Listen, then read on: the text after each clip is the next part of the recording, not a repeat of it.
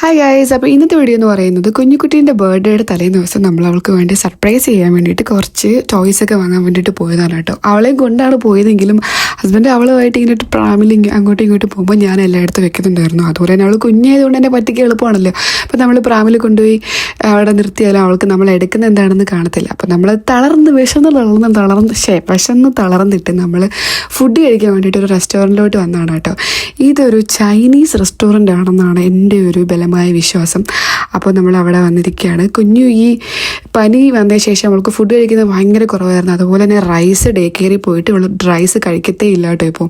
അപ്പോൾ നമ്മൾ വാങ്ങിയിട്ടുള്ളത് ഇത് പീനട്ടൊക്കെ ഇട്ടിട്ടുള്ള ഒരു ഫ്രൈഡ് റൈസ് ആയിരുന്നു. അതുപോലെ ഇത് ബീഫ് ജേർക്കി ആയിരുന്നു.